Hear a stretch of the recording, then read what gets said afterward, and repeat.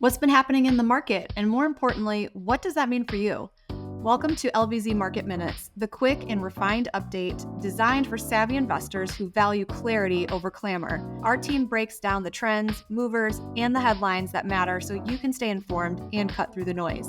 Let's dive in. Past performance does not determine future results.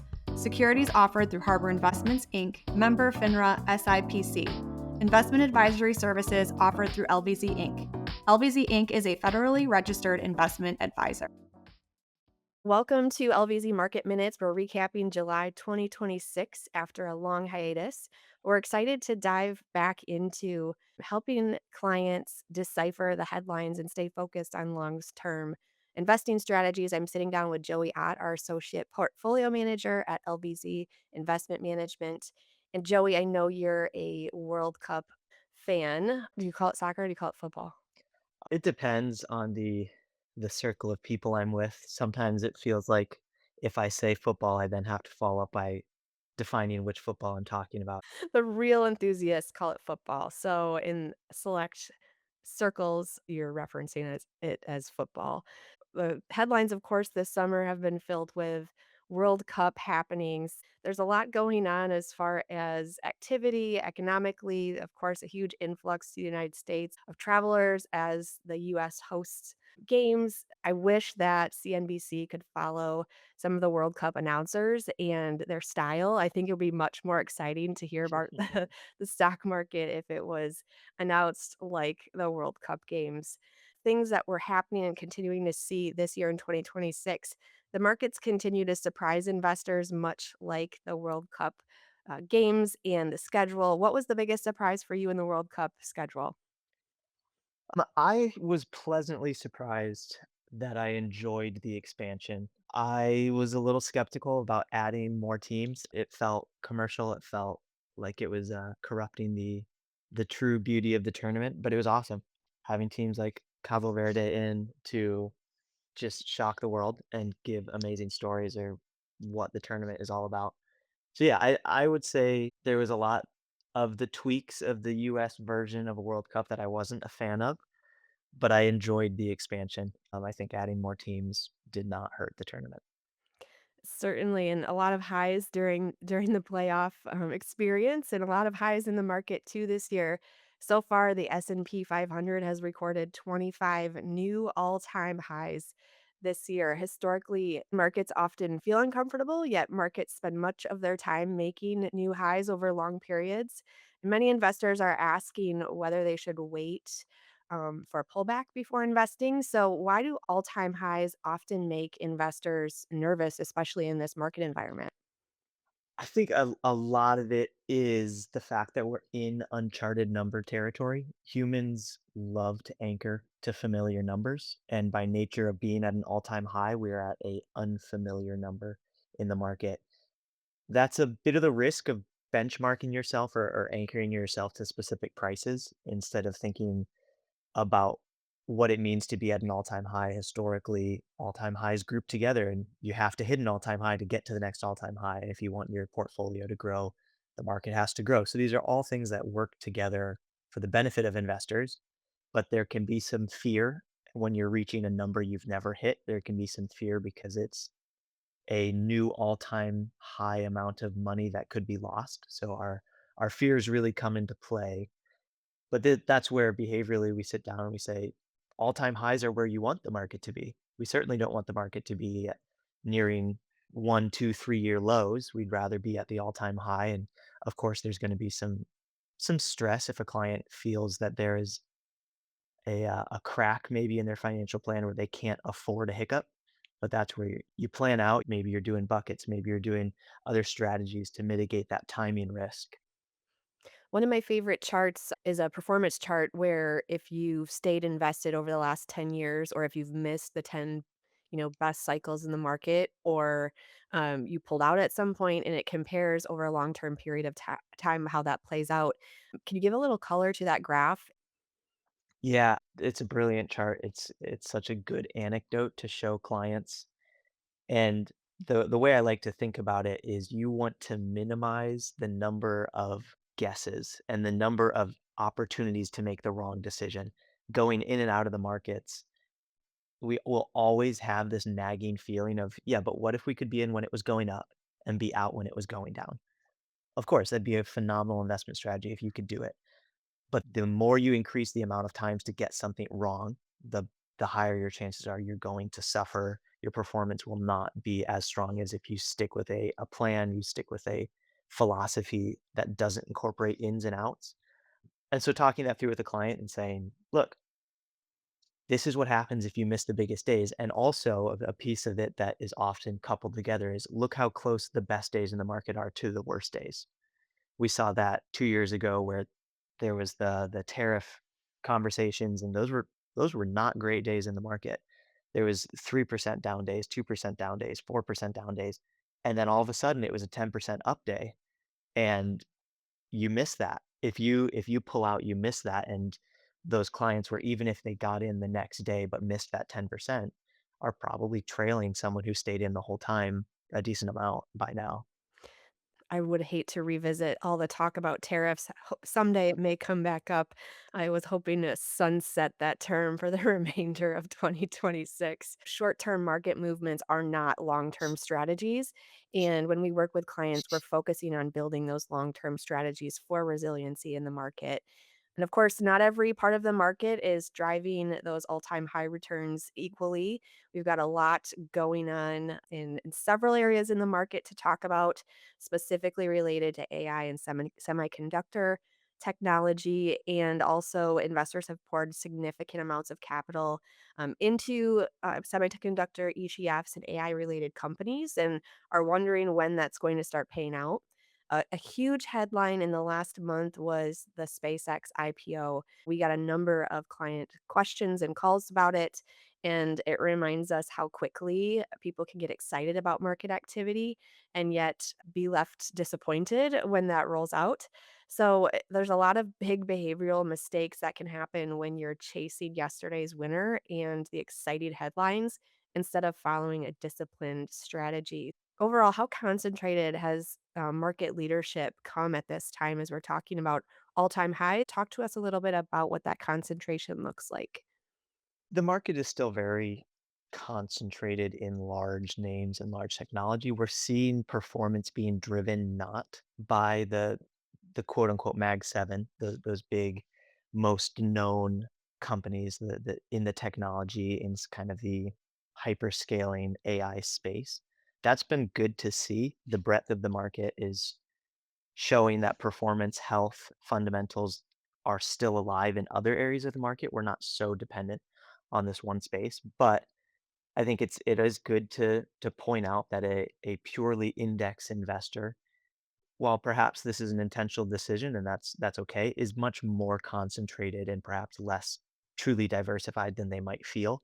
So just talking that through with the client to acknowledge that, for example, the S&P 500 has run phenomenally well. There's a lot of studies that show long term it's a great place to park money, but the volatility involved is going to be a lot higher because in truth it's a pretty siloed strategy. It's large cap, it's US, and it's a decent amount of growth. That reality is, yeah, it's a good investment piece, but it can't be the whole picture because it doesn't account for, okay, what if large US equities slow down for a while? Do you have anything else in your portfolio that can generate performance? Or what if it takes a hit? Do you have anything else in your portfolio that provides a floor to where the movements of one specific area of the market do not dictate your entire financial plan? You've talked at length before about why diversification is such an important strategy to deploy because when one sector may be rising, another one may be at a low, but in a turn of events, it could flip flop very quickly in how that impacts a client's portfolio in the long term. I've heard you say a lot, you can't buy someone else's performance. So can you talk a little bit about what you mean by that, especially when people get worried about missing out on an IPO? 20 years ago when I bought Apple stock and, people try to replicate that with a new IPO. What do you mean by the fact that you can't buy someone else's performance? Yeah, it's the idea that any one stock will do what another stock has done is a horrible investment strategy.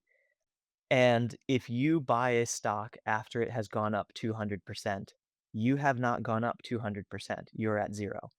And the performance that happened before you bought in means nothing to you. And so people really like to buy what has done well because they feel like they're a part of what has done well. But the reality is, you're buying something that has already performed, and there's no guarantee it continues on that trajectory. And if it's been a monumental spike up, there's probably a good chance it's stagnant or comes down a little bit as some repricing happens.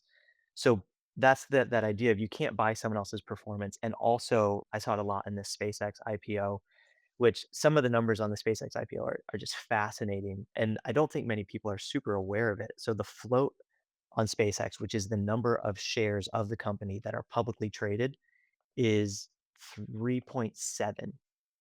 Most of the shares are still private. So all of the buying and selling is on a super small portion of this company. Some of the numbers that I find really interesting is that there's about 281 million shares publicly traded of SpaceX right now. In the first 5 days after IPO, there was 1.45 roughly billion in trade volume, which means that the average share exchanged hands 5 times in the first 5 days. This is not buying Apple and holding for 30-year behavior. This is people buying and selling and shifting, and it's providing a lot of volatility, and also it's on a very small portion of the shares. We'll see what happens when more people come to the market looking for liquidity. But one of the things that I thought was really interesting, again, humans really like to anchor to things, and we like to give ourselves mental shortcuts to help it make it easier to understand. So I heard a lot of people saying, "Oh, I haven't seen this much hype around an IPO since Facebook." Well, that's a great anecdote to talk about the emotion, but then just right away, you've got people saying, "Oh, well, then it can't fail. SpaceX is Facebook. If it's like I'm buying Facebook when it IPO'd." It's a completely different company, it's a completely different market. Nothing about this is going to be the same. And so you can't assume that the performance of SpaceX at IPO is going to be what Facebook/Meta has been. And also, if you'd bought Facebook Meta at IPO, would you still be holding it? Probably not. It's gone up, it's gone down, there's been all sorts of volatility. So it's really easy to think something else did well. I've now built a bridge to have an easier way to understand what this IPO is. Therefore, this is about to do what Facebook just did over the last 2 decades. And that's a really dangerous mental space to be in because it gets people to buy into positions that are just not the same. And even if it is the same type of a thing, the market's different. Who knows what can happen from here? Yeah, and when you're using an investment manager as a partner, they're taking your subjective feelings and behaviors and helping create a screen for that. Is SpaceX appearing in any ETFs or in any fund partners yet on the market? There had been a lot of conversations early on about whether SpaceX was going to get an accelerated path into the major indices. I think it's good that it didn't get a day one IPO, day two in the major indices path. Any company should have to prove itself as a valid and healthy company before people are forced to buy it in mass. But it's absolutely showing up in all sorts of ETFs. Anybody that's got a innovation theme going on is almost certainly going to be buying this up. Anybody that's playing into the space theme is going to be buying this up. There's some XAI aspect of SpaceX, so there's AI play as well. It's absolutely getting bought up in ETFs and a lot of strategies. That's another point to make is that, yes, this could be a huge market disruptor. It could be a monumental investment. Broad diversification, while not as concentrated, you're still going to get some exposure. You're still going to get to participate in some of the gains, just not maybe at a high concentration, which from a strategic standpoint is probably best. That's well said and sound advice.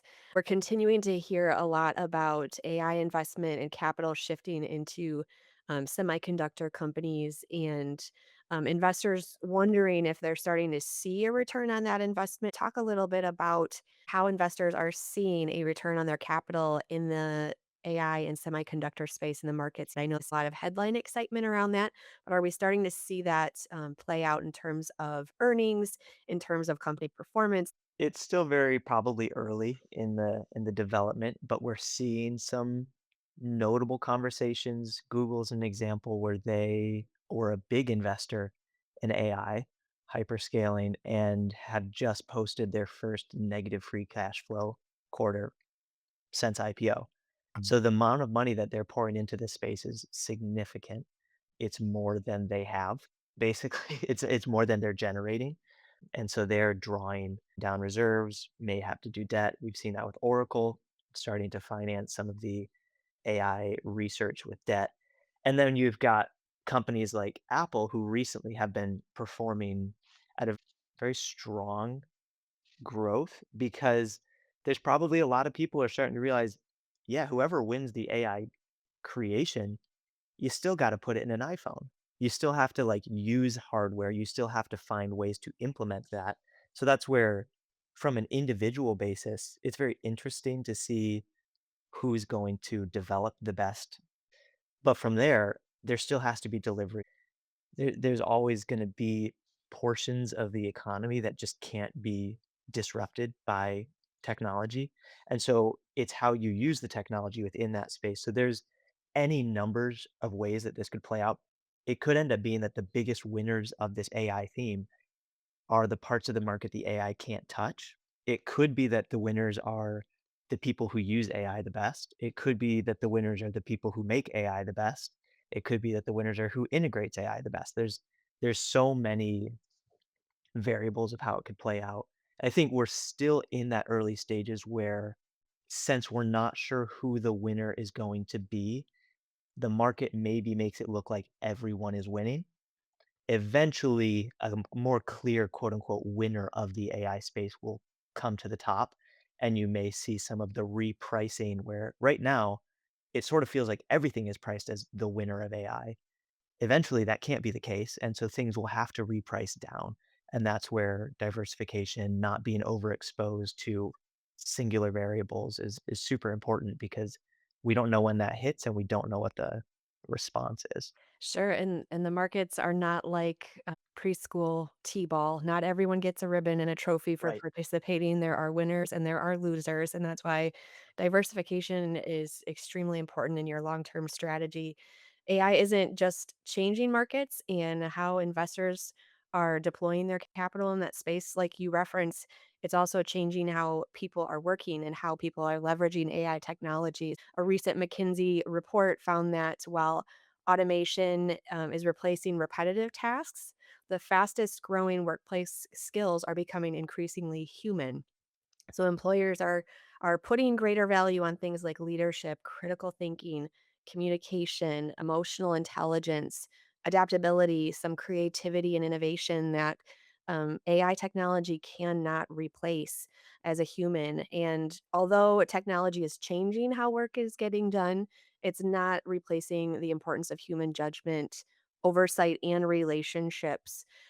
Some of these trends are important from an investment management standpoint. We're paying attention to workforce trends and what that means for the future of work and labor. So, why should investors pay attention to that? Why is LVZ, as an investment manager, watching this trend in a forward looking fashion? I think it's a lot of it matters to people because majority of people have jobs, and if there's something entering the workforce that could disrupt it, it's worth paying attention to, you know, trying to figure out if your industry could be disrupted, if your job could be simplified down to an agent, or do you need to lean into those human aspects of what you do to increase your value and make sure that you stay relevant.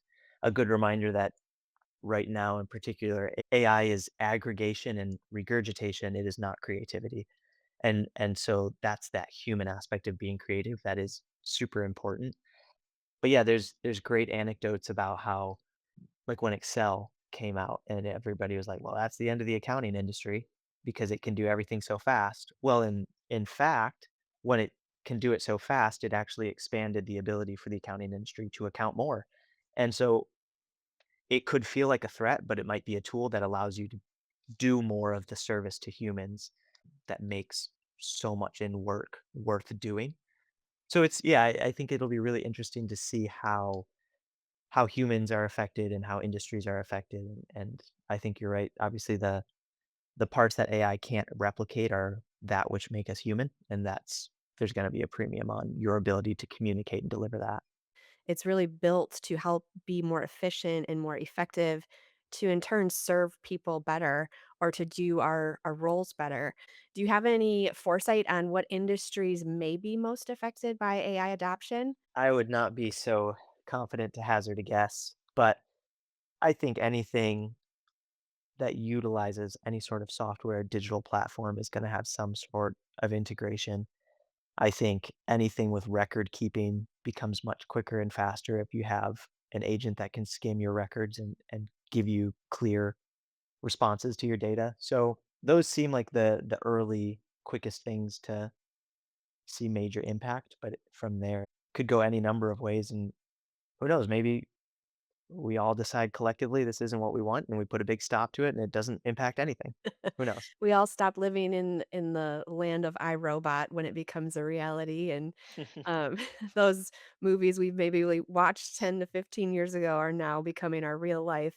As I think about our intern cohort that we've had here this summer at LVZ, obviously, they're not even in the workforce yet, but what would you give as advice to young professionals who are having to enter today's workforce given the rapidly evolving technology and use of AI? Like we've said, there's a premium on your ability to be human. There's a premium on your ability to communicate and to be creative and to think critically. So using the AI to help you develop those skills is a great place to start. If you can use it, say, hey, I'm trying to learn this. Don't give me an answer. Help me make sure I know how to communicate it and structure your agent to give pushback on you're not very clear here, or this is pretty vague, or I don't actually think this is correct. Giving you that practice to learn how things work is gonna be a great asset. We're quickly like entering a space where anybody can find an answer instantly. We're pretty much already there. The internet is in our pocket, but the ability to think critically, face to face, and to think beyond just what is the answer, but what does that mean and what are the implications? That's where I think a ton of value comes in. It certainly reinforces the value of having a personal financial advisor who truly knows you relationally, understands your values, so that you can help build long term strategies for investing, but also understands all the nuances of your very unique situation that an agent or ChatGPT or Claude or Perplexity may not know, or help you identify goals and objectives and how you get there with a financial plan. It just to me, it reinforces so much of that personal relationship and trust that can't be replicated by AI technology. So, certainly, a lot has changed as far as technology and how jobs are functioning with the introduction of AI. And there's been a change in inflation as well. It's a headline that has returned. I'm just glad it's not tariffs, so we don't have to talk about those further. But inflation has returned to headlines with mid year readings slightly ticking higher and energy prices accounting for much of that recent increase. Markets continue to debate if or when the Federal Reserve will reduce interest rates this year, and investors often react strongly to every Fed headline, even though monetary policy works over longer term horizons. So, can you provide a little color, Joey? What's driving inflation right now? It's probably less of a true textbook inflation of too much money chasing too few goods and driving prices up, and more almost artificial market pressures. We think of tariffs, we think of the stuff going on in Iran with the Strait of Hormuz and the oil situation and all of these potentially inauthentic to true market movement things. That's creating market pressures. Those could very easily come out of the market. And then what happens to prices? It's different than a steady increase because of a, say, rising money supply. With that being said, as a consumer, does it really matter? Not really. If stuff costs more, I don't really care what's causing it. It just costs more and it hurts. That reality that, well, maybe this gets resolved and then oil prices come down and then gas comes down and then is cheaper and then all of your goods at the store, etc. It's not really that helpful. But I think when you look at the quote unquote core inflation, it's not rising as holistically of the whole tide going up at the same pace. It seems like a very acute inflation, and that's sort of a blanket term thrown onto higher prices. But again, knowing that it is an acute situation on the things that we pay for doesn't really make it feel any better. Yeah, there's a lot of focus on what do we do from here? What can be controlled? I don't know in this situation truly how much the Fed can do if it is external market pressures. There's actually much more likely to be a hike than a cut next in the federal funds rate. That's some to do with the new inflation numbers, some to do with a new Fed chair. So it's all a little bit up in the air and it changes pretty quickly what the landscape is. The unfortunate reality is that yes, inflation may slow, but rarely do prices actually come back down. Mhm. And where we're at is at least the floor. Very likely these prices won't go down from here at best. They'll just stagnate and wage growth will catch back up. We covered a lot today. We covered markets at all-time highs, AI reshaping both investing and also employment trends across the workforce, inflation and the Federal Reserve. But despite all those headlines, the fundamentals remain remarkably consistent. That's something I've heard across all of our episodes is remain invested, remain calm, remain grounded, and work with a trusted partner. From a lot of fun headlines over the course of July, Joey, what was your favorite World Cup headline or game highlight that you are still generating a core memory about or a core experience about that'll live with you for a lifetime? I have never felt optimistic about the United States at a World Cup. And it didn't last long. It was about maybe a game and a half where I felt, okay, maybe we could get to the quarterfinals. We did not even close. It was rough. That remains my World Cup dream is to see the United States in the quarterfinal. Maybe someday. But I almost hoped for it. I almost thought it could happen. And It was a that was the small big. sprinkle of unity and togetherness between Olympic Games. For me, watching the rise of Holland, I'm not a football follower by any means, nor an expert, so I'll clarify if that's an incorrect pronunciation. But to watch someone explode surely because of their presence on social media and appearance at the World Cup at an absolutely astronomical rate globally outside of the sphere of sports influence that he already had was certainly a highlight, something that I enjoyed watching from a marketing perspective. So I don't know if you're a fan or not, or even if you can Yeah, correct it my was pronunciation. it was as so I'm heavily embedded in the support. And to see the US discover Erling Haaland was a joy because, like, I've been watching him for years, and I've known about this guy, I know his character, and I know, like, the type of person he is. He's very entertaining, very good professional personality, and to see people discover him, I was like, "Oh, just you wait." Like, not only is he entertaining, but also watch him play the sport, and yeah, that was fun.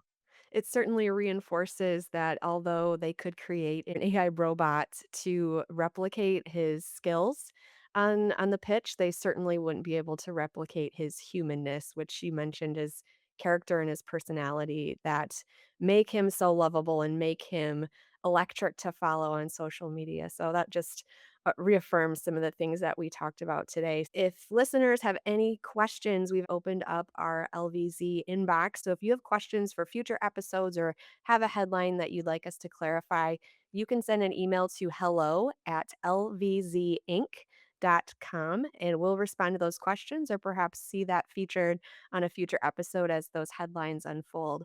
So thanks for your time today, Joey. I'm excited to unpack August next month and see what transpires at the end of summer now that we are 1 month through the 3rd quarter of the year. That concludes this month's LVZ Market Minutes. Quick, clear, and curated to keep you informed and empowered.